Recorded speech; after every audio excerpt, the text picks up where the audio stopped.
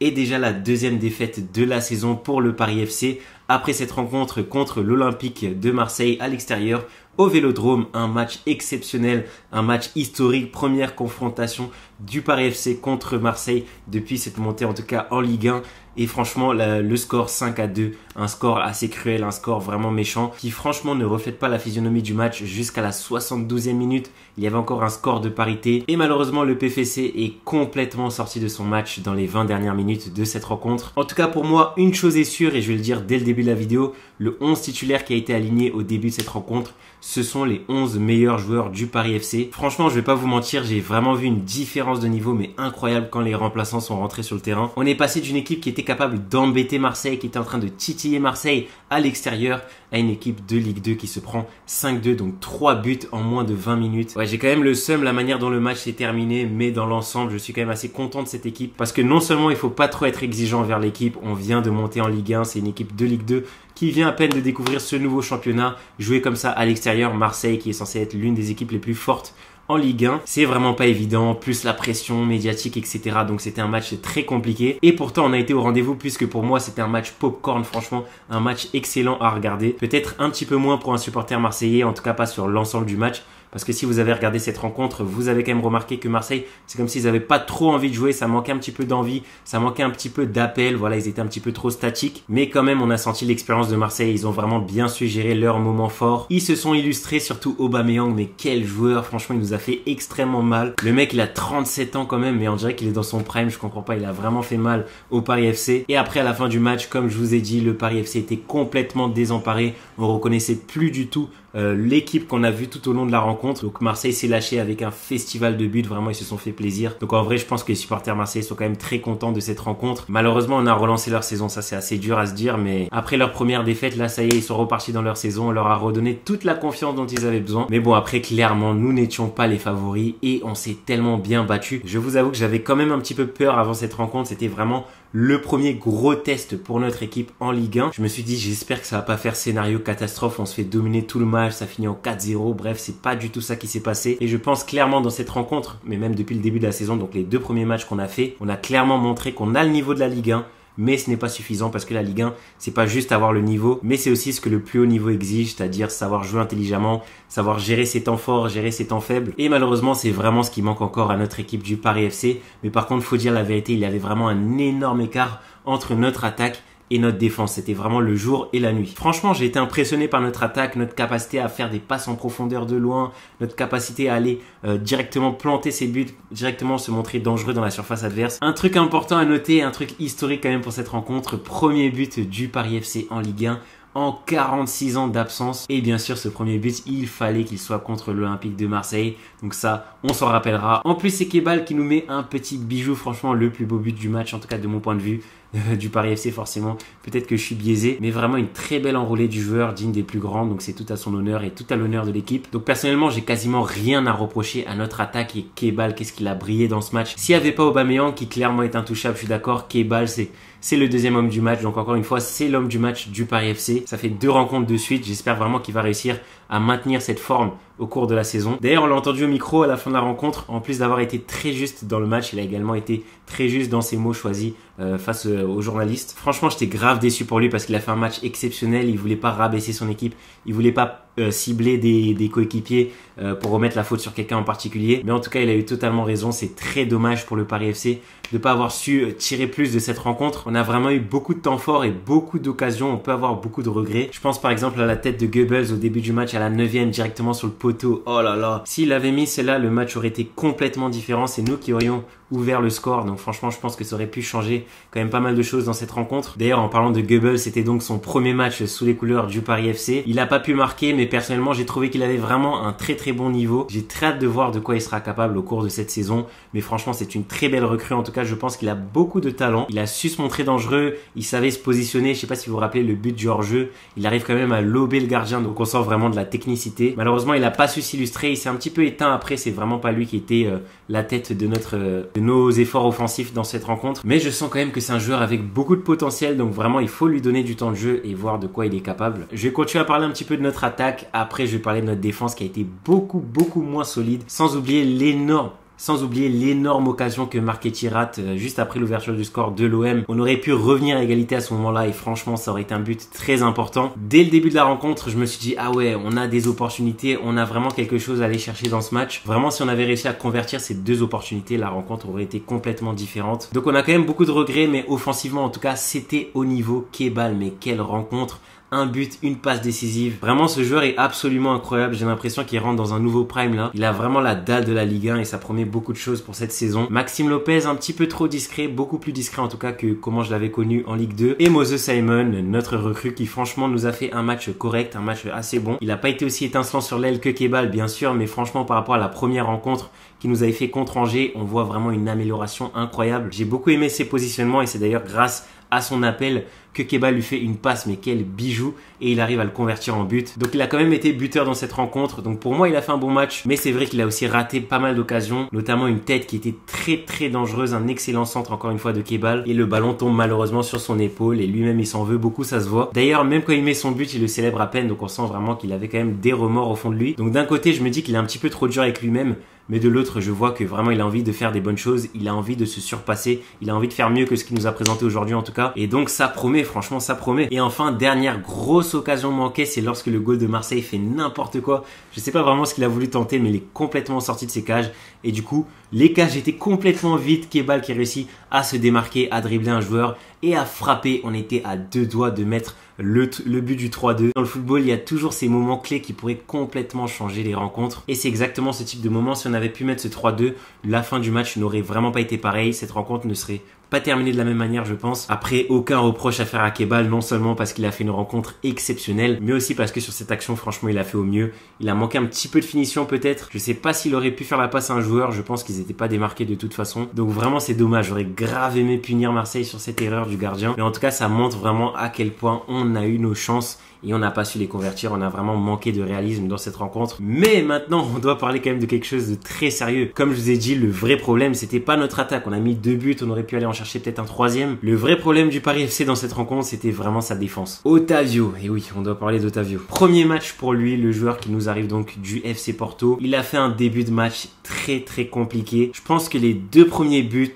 il est quand même assez responsable de ces 2 premiers buts qu'on s'est pris. En fait, vraiment, il était complètement hors de son match. Je sais pas ce qui lui est arrivé, mais bon, malheureusement, il a vraiment été un boulet pour l'équipe. On peut le dire, c'est un mot dur, je sais, mais c'est le cas. Son placement défensif a été par moments catastrophique. Il faisait des courses pour aller au milieu, mais il faisait pas les replis défensifs. Combiné à ça, des mauvais choix, vraiment un manque de sang-froid. Et à un moment, il avait la balle. Je sais pas pourquoi il a dégagé sur personne, alors qu'il y avait vraiment des meilleurs choix à faire. Je sais pas s'il stressait vu que c'était sa première rencontre directement dans un match aussi important que celui-là contre Marseille au Vélodrome. Mais bon, j'ai pas envie de trop taper sur lui parce que dans la suite de la rencontre, non seulement il a su se rattraper, franchement il a été beaucoup plus rassurant en deuxième période. Comme je vous dis, c'était sa toute première titularisation, donc il faut lui laisser du temps, c'est tout à fait normal. Et surtout qu'il y a eu un autre joueur catastrophique, mais bien plus catastrophique que lui, le point noir de la rencontre.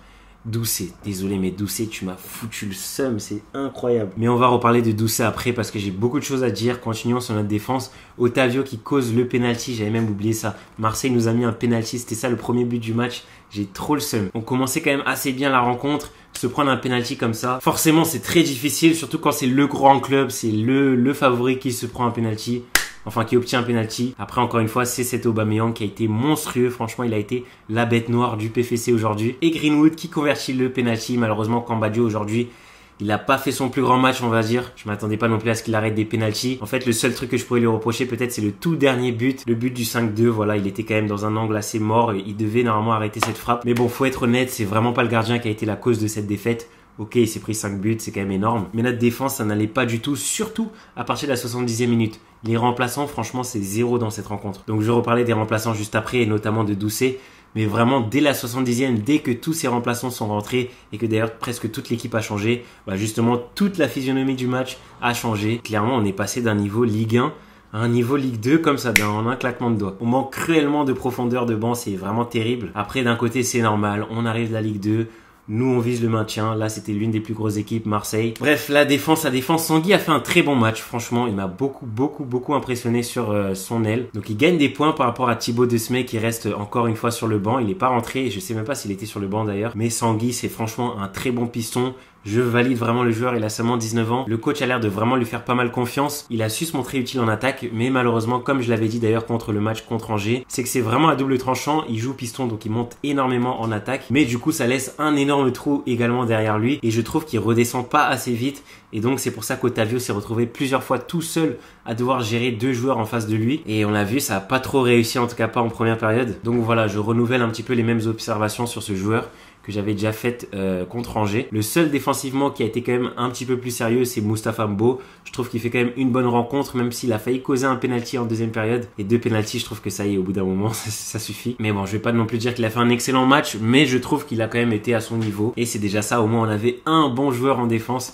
Donc voilà, c'est déjà ça de prix. Sinon, Marchetti, j'ai juste parlé de son raté tout à l'heure, mais franchement, il fait un très bon match. Ça se voit qu'il avait envie. Il faisait vraiment partie des efforts offensifs, quoi. Il faisait partie de la création. Et personnellement, c'est un joueur que j'aime beaucoup. Donc, comme je vous ai dit au début de cette vidéo, le 11 qui a été titularisé au début de cette rencontre, c'est vraiment nos meilleurs joueurs. Les 11 meilleurs joueurs du Paris FC, en tout cas à mon avis. Otavio, ça reste encore à prouver parce qu'il nous a montré des mauvaises choses au début de la rencontre. Donc a priori, il devrait quand même être titulaire au cours de cette saison. En tout cas, il a été recruté pour ça. Donc ce serait quand même très sévère de lui en vouloir à ce point pour ses débuts compliqués, on va dire. Bon, Marseille, j'ai pas beaucoup parlé d'eux parce que j'ai le seum tout simplement, mais Aubameyang, franchement incroyable. J'imagine que les supporters sont très contents qu'il soit dans l'équipe. Son arrivée à Marseille avait été pas mal critiquée, notamment à cause de son âge. Et là, il arrive déjà à prouver sur le terrain, il arrive déjà à fermer des bouches. Donc tant mieux pour lui. En tout cas, cette rencontre n'aurait vraiment pas été pareille s'il avait pas été présent. Donc ça montre quand même qu'en vrai, même s'il y a eu 5-2 à la fin du match, ça s'est joué à pas grand chose. Voilà, c'est le football comme on le connaît. Bon, maintenant, faut qu'on parle des changements, même si j'ai quasiment tout dit déjà, mais ça me pèse sur le cœur, franchement.